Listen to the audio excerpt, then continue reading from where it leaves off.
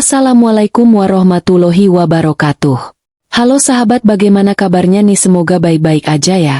Oh iya, sebelum lanjut, ayo langganan dulu di sini, beri like pada video ini dan tulis Kobil tuh di kolom komentar. Selamat menyaksikan. Udara dingin menusuk tulang, meski matahari mulai merangkak naik di balik horizon. Gasit, seorang pemulung kurus berusia sekitar 40 tahun, mendorong gerobak tuanya yang berderit-derit melintasi gang sempit di kawasan kumuh pinggiran kota. Ia mengenakan kaos lusuh yang warnanya tak lagi jelas, dipadu celana panjang yang tambalannya sudah terlalu banyak untuk dihitung. Gasit melangkah lambat, matanya awas menyisir tumpukan sampah di pinggir jalan. Kantong plastik hitam berisi botol bekas sudah mulai memenuhi separuh gerobaknya. Tapi ia tahu itu belum cukup untuk sekadar makan hari ini. Rasa letih menjalar dari kakinya yang sudah menempuh perjalanan panjang sejak subuh tadi. Namun, ia hanya bisa menghela napas panjang. Hidup seperti ini sudah menjadi bagian dari dirinya. Langkahnya tiba-tiba terhenti ketika telinganya menangkap suara samar di antara deru kendaraan dan riuh pasar pagi. Tangisan.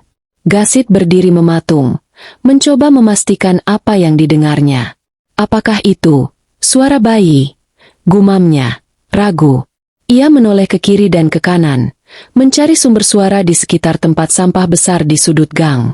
Jantungnya berdegup kencang, suara itu terus terdengar, semakin jelas, seolah memanggil-manggil dirinya. Dengan langkah berat, ia mendekati tumpukan sampah yang sebagian besar berisi sisa makanan busuk dan limbah rumah tangga. Ia merasa ngeri, tetapi rasa penasaran yang kuat memaksanya untuk terus mendekat. Di sana, di antara plastik-plastik sobek dan kardus bekas, ia melihat sebuah kardus kecil yang bergoyang pelan, seolah ada sesuatu di dalamnya. Ya Allah! Desis Gasit lirih sambil berjongkok. Tangannya yang kasar karena bertahun-tahun bekerja keras gemetar saat meraih kardus itu. Ia membuka lipatan kardus dengan perlahan, seakan takut merusaknya. Di dalam kardus itu, seorang bayi mungil terlihat menggeliat, menangis pelan dengan suara serak. Bayi itu terbungkus kain lusuh berwarna kecoklatan yang sudah kotor. Gasit terpaku. Matanya membulat melihat wajah kecil itu yang kemerahan karena kedinginan. Apa-apaan ini? Siapa yang tega meninggalkan bayi di sini? Suara Gasit serak dan penuh emosi. Ia menatap bayi itu, lalu mengangkatnya perlahan. Tangis bayi itu terdengar semakin keras, seolah merespon sentuhannya. Tubuh kecilnya terasa dingin di tangan Gasit, membuat pria itu semakin gelisah. Gasit melirik ke sekeliling, berharap menemukan seseorang yang mungkin sedang mencari bayi ini. Tapi tak ada siapa-siapa. Orang-orang yang lewat hanya melirik sekilas, tak peduli pada pria kumuh yang memegang bayi di pelukannya. Astagfirullah, ini bayi beneran. Gumamnya sambil mengusap wajah dengan tangan kirinya yang kotor. Gasit mulai panik. Ia tak pernah merawat bayi seumur hidupnya. Bahkan, ia sendiri hidup dalam kekurangan. Bagaimana ini? Apa aku harus bawa ke kantor polisi? Pikirnya keras. Namun, hatinya seolah menolak. Entah mengapa, ada dorongan dalam dirinya yang membuatnya ingin menjaga bayi ini. Tangisan bayi itu mulai mereda. Mata kecilnya yang masih merah karena menangis menatap Gasit, seolah mencari perlindungan. Gasit menunduk. Tatapannya bertemu dengan bayi itu. "Kenapa aku merasa kau butuh aku?" Katanya lirih. Ia menarik napas panjang, mencoba menenangkan dirinya. "Aku nggak tahu siapa kamu, atau kenapa kamu ada di sini. Tapi aku nggak bisa ninggalin kamu di tempat ini," katanya sambil mengusap pelan kepala bayi itu. "Kamu butuh tempat hangat dan makan. Aku nggak punya apa-apa, Nak. Tapi kita cari cara, ya." Gasit menggulung kain lusuh yang membungkus bayi itu agar lebih rapat. Ia memasukkannya ke dalam jaket tuanya, membiarkan tubuhnya yang kurus menjadi penghangat sementara. Dengan langkah cepat, ia mulai berjalan menuju gubuk kecilnya yang terletak di ujung gang. Sepanjang jalan, pikiran Gasit dipenuhi kekhawatiran. Ia tahu keputusannya ini tidak akan mudah. Uang yang ia kumpulkan hari ini mungkin hanya cukup untuk membeli sekotak susu bayi termurah. Tapi, Saat ia menatap wajah mungil yang tertidur di pelukannya, Gasit merasa bahwa ia tak bisa menyerah. Sesampainya di gubuk kecilnya, Gasit meletakkan bayi itu dengan hati-hati di atas kasur tipis yang hampir tak layak pakai. Ia merogoh sakunya, mengeluarkan sisa uang koin yang ia kumpulkan. Jumlahnya hanya beberapa ribu rupiah. Gasit menghela napas. Ya Allah, bantu aku. Aku nggak tahu caranya, tapi aku akan coba merawat dia. Gasit keluar lagi, mendorong gerobaknya ke pasar kecil untuk mencari susu bayi murah. Beberapa pedagang memandangnya aneh, tetapi Gasit tidak peduli. Ia hanya ingin bayi itu tetap hidup. Gasit pulang dengan langkah tergesa. Tangannya menggenggam erat sebuah botol kecil berisi susu formula yang baru saja ia beli di warung. Koin-koin terakhir di sakunya kini habis, tetapi ia merasa sedikit lega.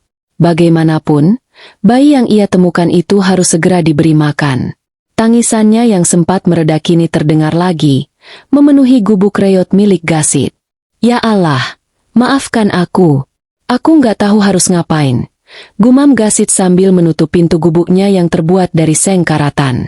Ia berjongkok di dekat kasur tipis tempat bayi itu berbaring. Tangisan bayi itu terdengar semakin memilukan, membuat Gasit semakin gelisah. Dengan tangan gemetar, Gasit membaca petunjuk pada botol susu itu. Matanya berkerut mencoba memahami tulisan kecil yang hampir tak terbaca di bawah cahaya remang lampu bohlam usang. Tambahkan air hangat. Aduh, air hangat dari mana? Gasit menoleh ke dapurnya yang hanya terdiri dari tungku kecil dan panci berlubang. Ia berdiri dan mulai menyalakan api dengan kayu-kayu sisa yang ia kumpulkan dari jalanan. Asap dari tungku mengepul di dalam gubuk, membuat Gasit batuk-batuk kecil. Sabar, nak, sabar. Aku sedang buat susu untuk kamu, katanya sambil menoleh ke bayi yang masih menangis di kasur.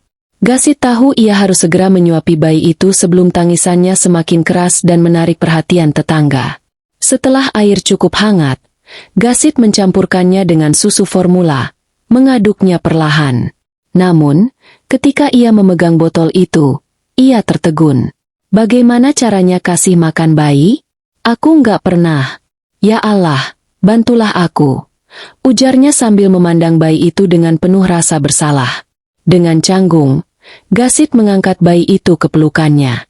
Tubuh kecil itu menggeliat. Tangan-tangannya yang mungil bergerak mencari sesuatu. Kamu pasti lapar banget, ya? Gumam Gasit sambil mendekatkan botol susu itu ke mulut bayi. Awalnya, bayi itu hanya menangis tanpa reaksi, tetapi setelah beberapa saat, ia mulai menghisap susu dengan rakus. Gasit tersenyum lebar, untuk pertama kalinya sejak pagi itu. Alhamdulillah, kamu makan juga akhirnya, katanya dengan mata berkaca-kaca. Ia merasa ada sesuatu yang hangat di dalam hatinya saat melihat bayi itu tenang di pelukannya. Rasa letih yang ia rasakan sepanjang hari seolah lenyap, digantikan oleh kebahagiaan kecil yang tak pernah ia duga. Namun, kebahagiaan itu tidak berlangsung lama. Ketika bayi itu tertidur, Gasit mulai dihantui oleh pertanyaan besar. Bagaimana ia bisa terus merawat bayi ini? Hidupnya sendiri sudah sulit. Penghasilannya dari mengumpulkan barang bekas hanya cukup untuk makan sehari-hari. Sekarang, dengan kehadiran bayi ini, ia harus memikirkan biaya susu, popok, dan kebutuhan lainnya. Ia merasa bingung dan takut. Sore itu, Gasit membawa bayi tersebut keluar gubuknya. Ia berjalan ke pasar, tempat ia biasa mencari botol bekas. Beberapa orang menatapnya dengan tatapan heran. Seorang pedagang sayur, Burani, menghentikannya. Gasit, itu bayi siapa? Kok kamu bawa bayi segala? Tanya Burani dengan nada curiga. Gasit tersentak. Ia tidak tahu harus menjawab apa. Ini, saya nemu, Bu, di dekat tempat sampah. Jawabnya jujur. Burani menghela napas panjang. Ya ampun, kamu bawa ke polisi aja. SID, ngurus bayi itu nggak gampang. Kamu aja hidupnya susah, apalagi nambah beban kayak gini. Aku tahu, Bu, tapi dia nggak punya siapa-siapa. Saya nggak tega ninggalin dia, kata Gasit dengan suara lirih. Ia menunduk, merasa malu dengan keputusannya. Saya cuma mau coba, Bu. Kalau nggak bisa, nanti saya cari cara lain. Bu Rani menatap Gasit dengan iba. Kamu itu aneh, Saidi. Hidupmu aja susah, kok masih mikirin orang lain? Katanya, sambil menggeleng. Meski begitu, ia mengambil sesuatu dari lapak sayurnya. Ini, ambil sedikit wortel sama kentang buat bikin bubur. Kasihan tuh anak kecil kalau cuma dikasih susu aja. Gasit terkejut, tapi ia menerima pemberian itu dengan tangan gemetar. Terima kasih, Bu. Saya nggak tahu harus bilang apa. Udahlah, yang penting kamu jangan nekat. Kalau nggak sanggup, kasih tahu saya. Nanti kita bawa ke panti asuhan, ya? Kata Bu Rani sebelum kembali melayani pembeli. Gasit pulang dengan hati berat. Ia merasa berhutang budi kepada Bu Rani, tetapi ia juga tahu bahwa hidupnya kini jauh lebih berat. Sepanjang malam, ia memikirkan bagaimana ia bisa bertahan dengan bayi ini. Ia tahu, keputusannya untuk merawat bayi itu akan membawa banyak tantangan, tetapi ia tidak bisa menyerah. Di tengah kegelapan malam, Gasit memandang bayi yang tertidur di kasurnya. Aku nggak tahu sampai kapan aku bisa jaga kamu. Tapi aku janji, aku akan coba sekuat tenaga, bisiknya sambil meneteskan air mata. Ia tahu, perjalanan ini baru saja dimulai, dan ia harus bersiap menghadapi segala kemungkinan. Pagi itu, udara lembab membawa bau khas gang kumuh tempat Gasit tinggal. Bayi kecil yang kini ia beri nama Azzam mulai menangis lirih, memaksa Gasit terbangun dari tidurnya yang tidak nyenyak. Dengan mata merah karena kelelahan, Gasit segera meraih botol susu yang ia siapkan sejak malam sebelumnya. Azzam, jangan nangis ya. Ayah ada di sini, katanya dengan suara serak, mencoba menenangkan bayi kecil yang tampak semakin gelisah. Kata, ayah, meluncur begitu saja dari bibir Gasit, dan entah kenapa, ia merasa ada kehangatan tersendiri saat mengucapkannya. Namun, di balik kasih sayang yang terus tumbuh dalam dirinya, Gasit tak bisa menutupi kecemasan yang menghantuinya. Persediaan susu hampir habis, dan uangnya bahkan tidak cukup untuk membeli satu botol kecil lagi. Sore itu, ia memutuskan untuk kembali ke pasar, berharap ada jalan keluar. Sesampainya di pasar, Gasit mendorong gerobaknya dengan perlahan. Matanya terus mencari botol-botol bekas yang mungkin masih bisa dijual. Azzam ia bawa dengan kain gendongan lusuh yang diikat di dadanya. Beberapa pedagang melirik ke arahnya, sebagian dengan tatapan kasihan, sebagian lagi dengan pandangan sinis. Gasit, bawa bayi terus. Kok malah jadi repot sendiri? Ujar Pak Hasan, seorang pedagang ikan yang dikenal sering mencemooh Gasit.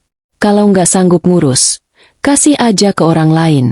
Jangan sampai anak itu ikut sengsara. Gasit menoleh, tetapi ia memilih tidak menjawab. Sebaliknya, ia terus mendorong gerobaknya dengan kepala tertunduk. Namun, suara Pak Hasan justru menarik perhatian pedagang lain, termasuk Bu Rani. Hasan, udahlah, jangan nambah beban orang. Nggak semua orang seberuntung kamu. Tegur Bu Rani sambil mendekati Gasit. Bu Rani menyodorkan kantong kecil berisi sayur dan sepotong ayam. Ini, buat kamu dan Azzam. Jangan ditolak, Saidi. Gasit terkejut. Matanya membesar, dan ia menggeleng cepat. Bu, nggak usah. Saya nggak bisa terus-terusan ngerepotin ibu. Bukan ngerepotin, Saidi. Anggap ini sedekah saya buat anak itu. Si Azzam harus sehat, kan? Jangan keras kepala, jawab Bu Rani tegas. Gasit akhirnya menerima pemberian itu dengan mata berkaca-kaca. Terima kasih, Bu. Saya nggak tahu apa yang bisa saya lakukan buat balas kebaikan ini. Bu Rani tersenyum. Kamu udah berbuat baik duluan, Saidi. Nggak semua orang punya hati kayak kamu. Di tengah percakapan mereka, seorang pria berpakaian rapi mendekati mereka. Dia adalah Heru, seorang petugas sosial yang sering berpatroli di kawasan kumuh untuk mendata penduduk yang membutuhkan bantuan. Pak Gasit, saya dengar dari warga sini kalau Anda merawat bayi yang ditemukan di tempat sampah. Tanya Heru dengan nada formal. Wajahnya menunjukkan rasa ingin tahu bercampur dengan kekhawatiran. Gasit menelan ludah. Ia tidak tahu bagaimana harus menjelaskan situasinya. Iya, Pak. Saya nemu dia waktu lagi nyari barang bekas. Saya nggak tega ninggalin dia. Heru mengangguk pelan. Saya paham niat baik Anda, Pak Gasit. Tapi Anda tahu, kan, merawat anak bukan hal yang mudah? Anak ini butuh asupan gizi, pakaian, imunisasi, dan banyak hal lainnya. Apakah Anda yakin bisa melakukannya? Gasit menunduk. Ia tahu apa yang dikatakan Heru benar. Saya nggak tahu, Pak. Tapi saya mau coba. Saya nggak mau dia dibuang lagi, atau hidup di tempat yang nggak layak. Heru memandang Gasit dengan tatapan tajam. Kalau begitu, saya harus laporkan ini ke kantor kami. Bukan untuk mengambil bayi itu, tapi untuk memastikan Anda dan bayi ini mendapat bantuan yang diperlukan. Gasit tertegun. Bantuan? Maksud Bapak? Ya, kami punya program untuk membantu keluarga kurang mampu. Tapi tentu saja, ada syaratnya. Anda harus mau didata dan ikut pembinaan. Jelas Heru. Tapi ingat, jika ada hal yang membahayakan bayi ini, kami tidak segan-segan mengambilnya untuk diletakkan di panti asuhan. Perasaan Gasit campur aduk. Di satu sisi, ia merasa lega bahwa ada yang peduli dengan kondisinya, tetapi di sisi lain, ia takut kehilangan Azam. Baik, Pak. Saya mau ikut apapun syaratnya. Asalkan saya tetap bisa rawat Azam, jawab Gasit dengan suara bergetar. Heru mengangguk. Saya akan buat laporan dan kembali ke sini minggu depan. Sementara itu, pastikan Azam mendapatkan makanan yang cukup, ya. Setelah Heru pergi, Gasit kembali ke gerobaknya. Di tengah perjalanan pulang, ia memikirkan kata-kata Heru. Hatinya dipenuhi kekhawatiran, tetapi juga harapan. Mungkin, ini adalah awal dari perubahan besar dalam hidupnya. Ketika sampai di gubuk, Gasit mengeluarkan isi kantong dari Burani. Dengan bahan sederhana itu, ia memasak bubur kecil untuk Azam. Saat menyuapi bayi itu, Gasit tersenyum tipis. Azam, mungkin hidup kita nggak mudah, tapi ayah janji, ayah akan lakukan apapun buat kamu. Kamu nggak perlu takut. Nak, kita pasti bisa, bisiknya dengan mata berkaca-kaca. Di luar gubuk, suara riuh pasar mulai mereda. Malam kembali menyelimuti gang kumuh itu, membawa ketenangan sementara bagi Gasit dan Azam. Namun, ia tahu, perjuangan ini masih panjang. Hari itu hujan turun deras, membasahi gang sempit yang menjadi tempat tinggal Gasit. Air mengalir deras, membawa sampah dan lumpur yang bercampur di sepanjang jalan. Gasit, dengan kain lusuh yang melilit tubuhnya, duduk di sudut gubuk sambil menggoyang-goyangkan kain gendongan Azam. Bayi kecil itu tertidur pulas di pelukannya, tak peduli dengan udara dingin yang merembes dari dinding seng yang bocor di beberapa bagian. Maafkan ayah, nak, rumah kita jelek. Tapi ayah janji, suatu hari nanti, kita nggak akan tinggal di sini lagi, bisik Gasit, meski ia sendiri tidak yakin dengan janjinya. Tiba-tiba, terdengar suara ketukan keras di pintu seng gubuknya. Gasit terkejut. Refleks ia memeluk Azam lebih erat. Siapa di luar?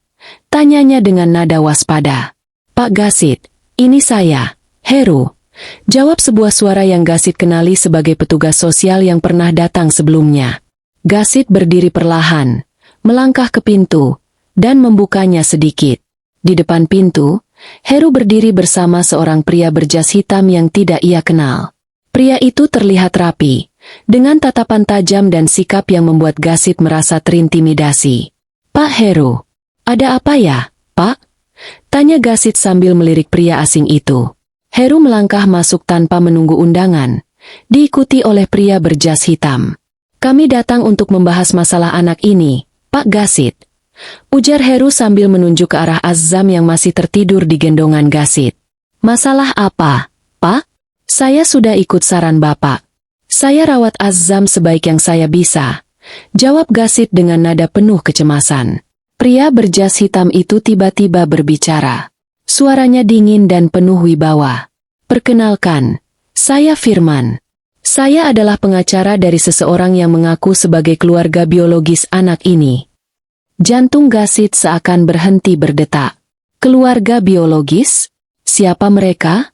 Tanyanya dengan suara bergetar. Firman tersenyum tipis, tetapi tatapannya tidak bersahabat. Saya tidak bisa menyebutkan identitas mereka sekarang. Tapi mereka menginginkan anak ini kembali ke keluarga mereka. Mereka punya bukti bahwa anak ini adalah darah daging mereka. Gasit merasa seperti disambar petir. Tubuhnya gemetar. Tetapi ia mencoba berdiri tegak.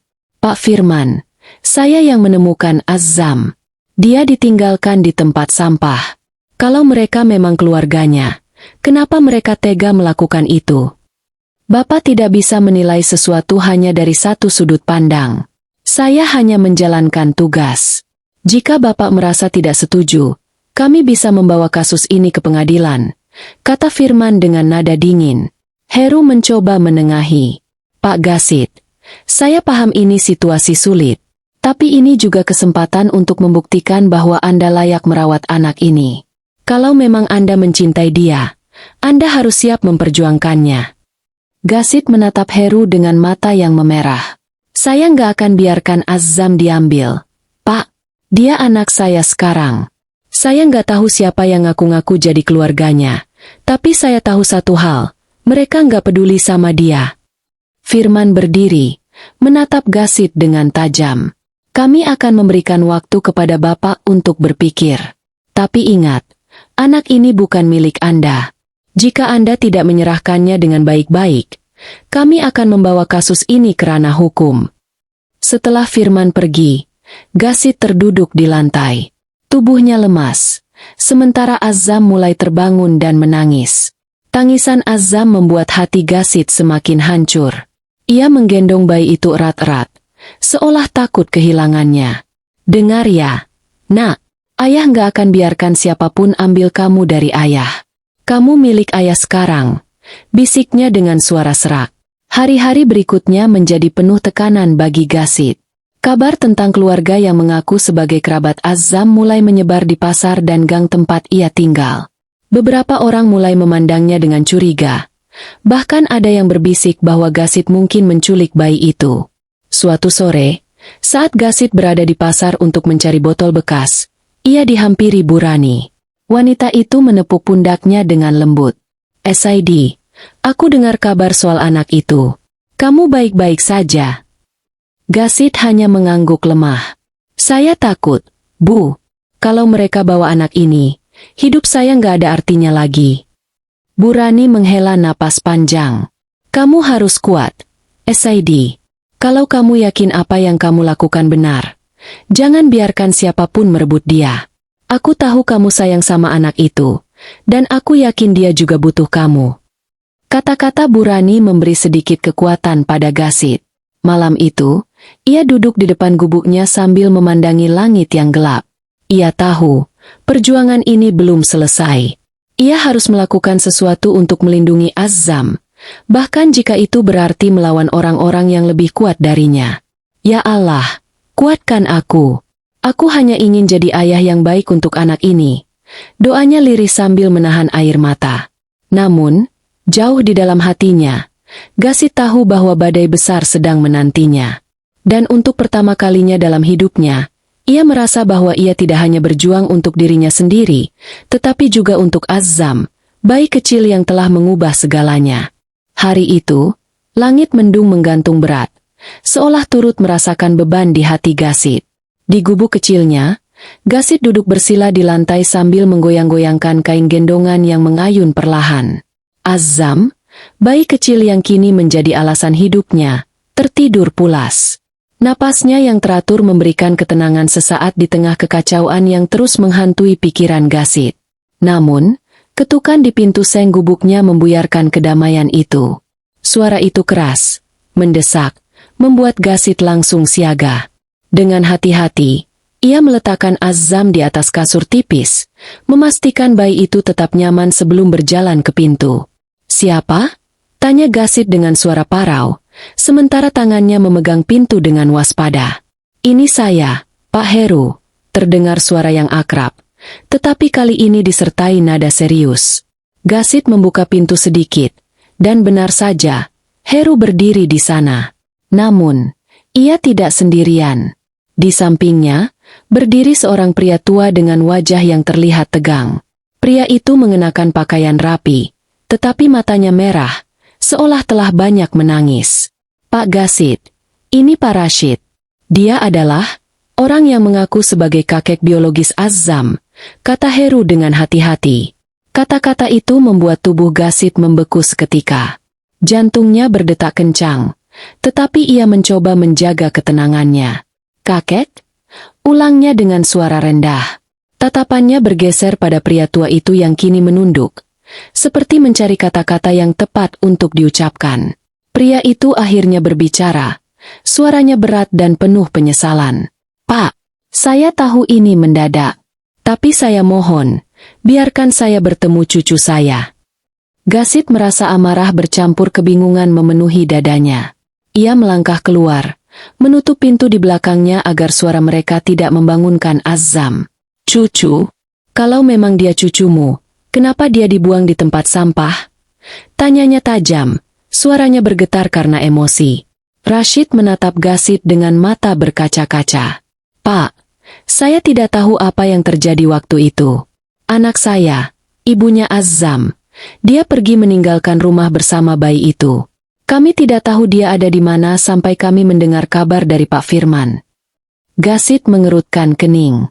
Jadi, sekarang Bapak datang karena merasa bersalah? Karena merasa ada yang harus diperbaiki?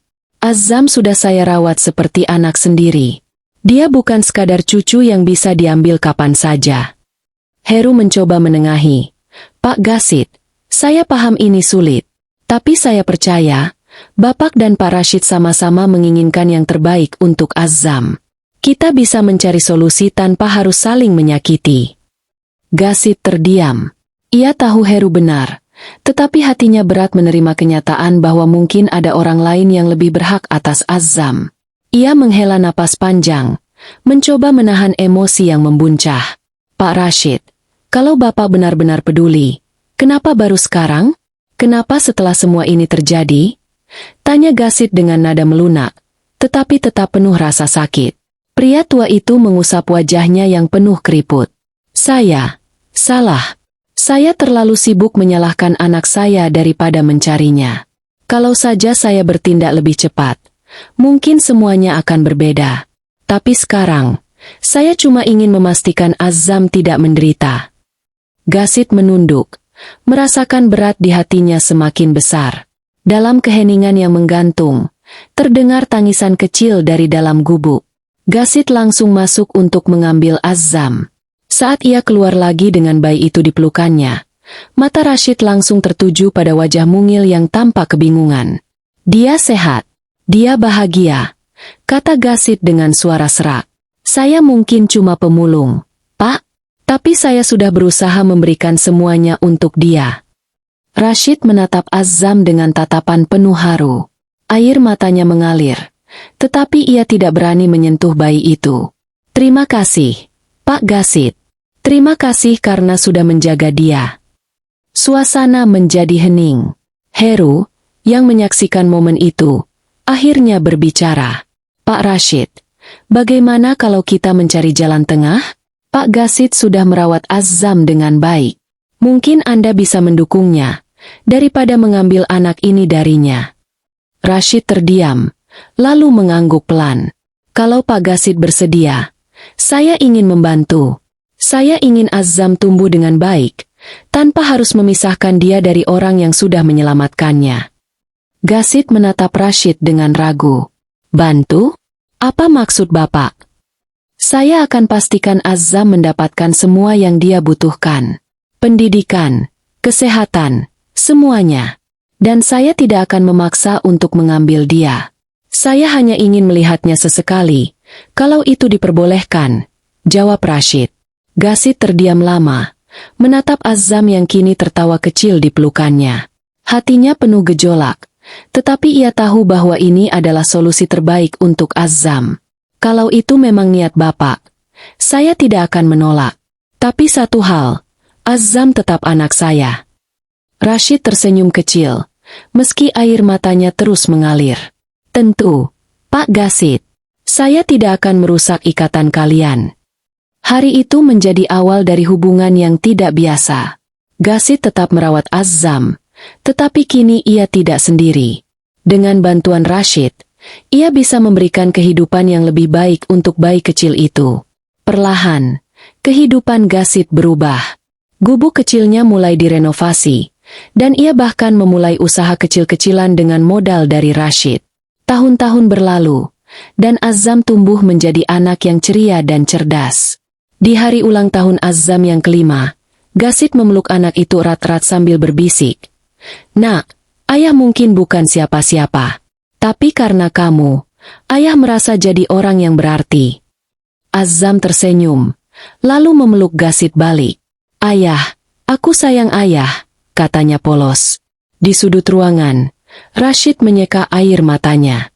Ia tahu bahwa kasih sayang tulus Gasit adalah keajaiban yang telah menyelamatkan cucunya.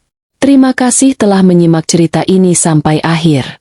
Kisah ini adalah kisah yang diimajinasikan oleh penulis, dan cerita ini tidak ada maksud menyinggung pihak manapun.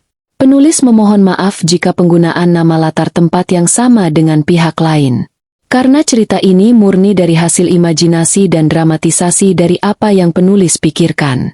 Semoga cerita ini dapat menginspirasi setiap pendengar untuk menjadi pribadi yang lebih baik pantang menyerah. Sampai jumpa lagi di kisah kami yang berikutnya. Wassalamualaikum warahmatullahi wabarakatuh.